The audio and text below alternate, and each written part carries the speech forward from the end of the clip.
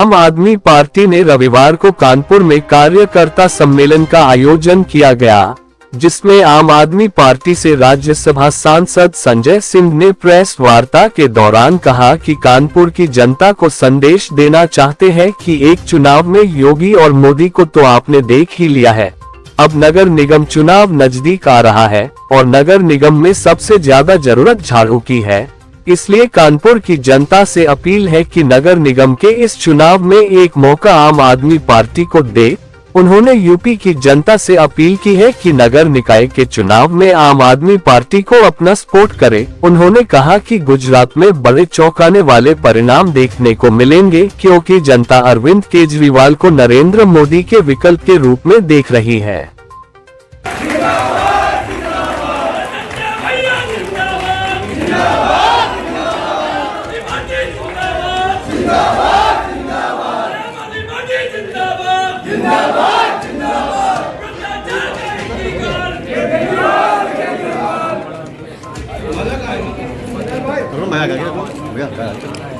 संजय भैया जिंदाबाद, आम आदमी पार्टी जिंदाबाद।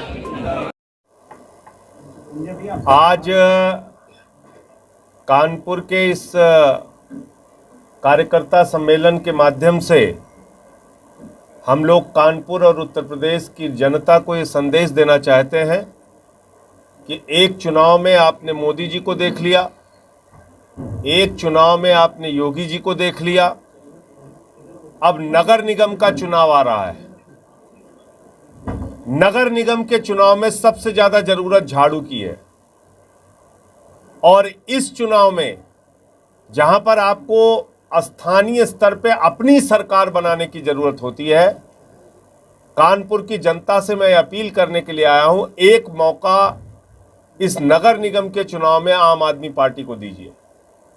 उत्तर प्रदेश के लोगों से अपील कर रहा हूं कि इस नगर निगम के नगर निकाय के चुनाव में आम आदमी पार्टी को सपोर्ट कीजिए और ये अभियान पूरे प्रदेश में ऐसे ही चलेगा, कार्यकर्ता सम्मेलनों के माध्यम से। और साथ ही साथ संगठन निर्माण तब होता है जब जनता के बुनियादी मुद्दों को आप उठाते हैं। अभी पिछले एक हफ्ते से लगातार पूरे उत्तर प्रदेश में सेल्फी विद सरकारी स्कूल का अभियान हम लोगों ने चलाया और आपको जानकर हैरानी होगी, ऐसी ऐसी तस्वीरें और वीडियो उत्तर प्रदेश की सम्मानित जनता ने पीड़ा के साथ भेजा है, जिसको आप देखेंगे तो आपको रुलाई आएगी। किन परिस्थितियों में उत्तर प्रदेश के हमारे बच्चे पढ़ रहे हैं। कहीं छत गिर गई है, कहीं उनसे नाली साफ कराई जा रही है, कहीं उनसे लैट्रिन साफ कराई जा रही है, कहीं टाट पट्टी पर बैठ के पढ़ रहे हैं, कहीं काली पन्नी लगा के पढ़ रहे हैं। मतलब ऐसी तस्वीरें और ऐसे ऐसे वीडियो सरकारी स्कूलों के आए हैं, आप देखेंगे तो आपको लगेगा ये कोई भूत महल है। अमरोहा की, बदायूं की, ललितपुर की, बांदा की, लखनऊ तक जो राजधानी है उत्तर प्रदेश की, बलिया की, कानपुर की, तमाम जिलों की, ये हम सब के लिए बहुत ही चिंता और पीड़ा का विषय है कि उत्तर प्रदेश की सरकार 75 वर्षों में हमारे बच्चों को अच्छी शिक्षा का इंतजाम नहीं कर पाई। स्कूलों में नमक रोटी खाने की खबर आती है और वो खबर आप लोगों के माध्यम से उजागर होती है। और बड़ी हैरानी की बात है, कल प्रतापगढ़ के बीएसए ने एक आदेश जारी किया, बोले साहब कोई भी सरकारी स्कूल देखने के लिए नहीं आ सकता, मीडिया कर्मी भी आए तो पहले उससे आई कार्ड देख लेना।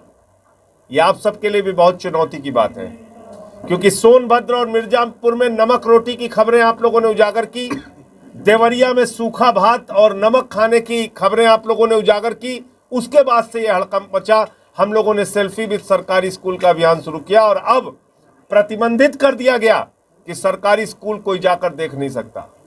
हमारे टैक्स के पैसे से स्कूल बनता है, हमारे टैक्स के पैसे से अस्पताल बनता है, हमारे टैक्स के पैसे से सड़कें बनती हैं, हमारे टैक्स के पैसे से पानी का इंतजाम होता है, हमारे टैक्स के पैसे से सफाई का इंतजाम होता है, और हम उसको देख भी नहीं सकते। ये किस प्रकार की तानाशाही है? इसलिए मैं आप लोगों के माध्यम से आदित्यनाथ जी से कहना चाहता हूं कि मुख्यमंत्री जी, आपने बुलडोजर तो बहुत कर लिया, अब थोड़ा हमारे बच्चों के स्कूल का भी ध्यान दीजिए, उसकी दशा सुधारने का काम कीजिए। आपने कहा कि ये कॉन्वेंट हो गए उत्तर प्रदेश के स्कूल, अगर कॉन्वेंट ऐसे होते हैं तो फिर मुझे तो शर्म आती है कहते हुए कि इस सरकार की सोच और विचारधारा क्या है। खाली ढिंढोरा पीटना, बड़े बड़े बातें करना, अपने आप को खुद से श्रेय ले लेना और ज़मीन पर काम नहीं करना।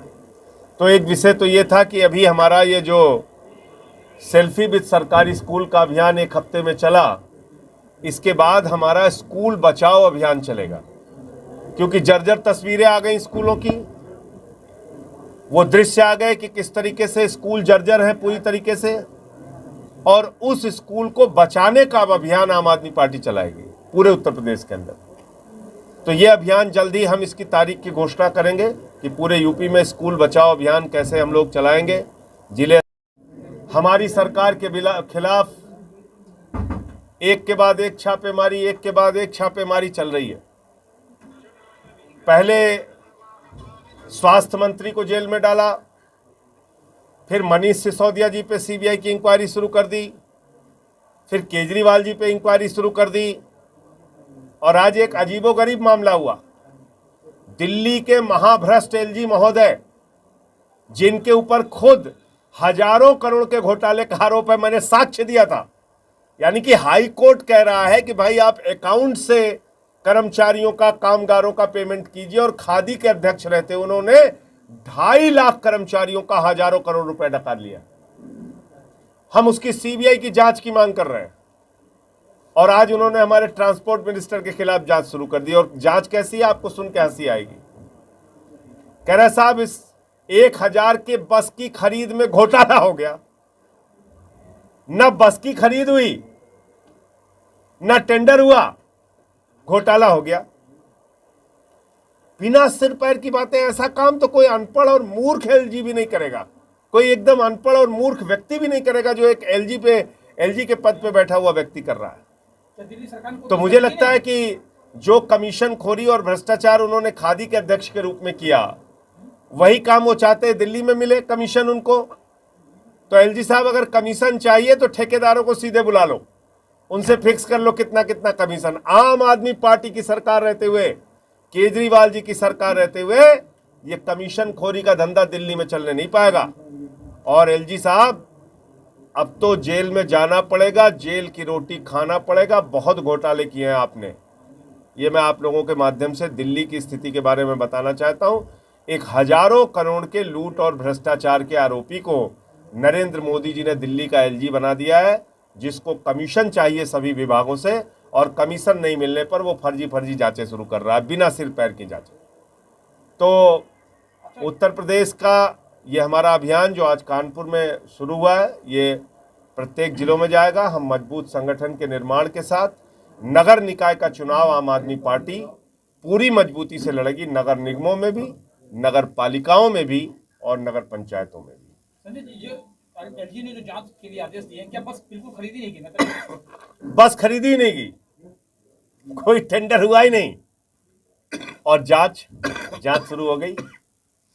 तो इसलिए मैं ये कहना चाहता हूं कि मैं समझ सकता हूं मोदी जी की बौखलाहट और बीजेपी की बौखलाहट, कि जब आप लोग अपने सर्वे में दिखाते हैं कि 63% लोग अरविंद केजरीवाल को सबसे मजबूत मुकाबले में मानते हैं नरेंद्र मोदी जी के, तो ये बेचैनी स्वाभाविक है, ये जांचें स्वाभाविक है। हम इससे डरते नहीं, हम इससे थमते नहीं, हम इससे रुकते नहीं, हम अपना काम कर रहे हैं। पूरे देश में आम आदमी पार्टी का विस्तार हो रहा है, गुजरात हो, हिमाचल हो, और हर जगह आम आदमी पार्टी पहुंच रही है।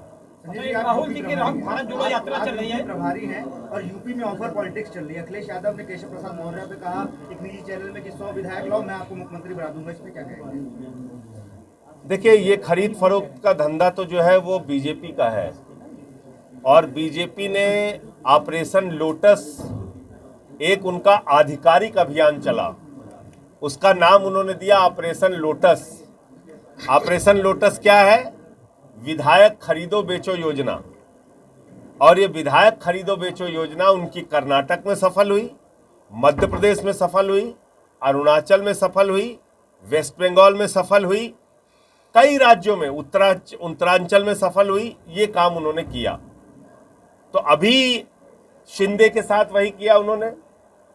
तो बीजेपी के इस अभियान को रोकना पड़ेगा। हजारों करोड़ का ये घोटाला एक अलग प्रकार का है, जिसमें विधायकों की खरीद फरोख्त का धंधा वो चला रहे हैं। और अभी तो एक कहावत चल पड़ी है कि जब रात को विधायक सोता है तो माँ कहती है बेटा सो जा वरना अमित शाह आ जाएगा। तो ये भय का वातावरण पूरे देश में भारतीय जनता पार्टी ने बना रखा है। हर राज्य में उनका एक ही काम है। दिल्ली में भी उन्होंने प्रयास किया विधायकों की खरीद फरोख्त का, जो कि हम लोगों ने विफल किया।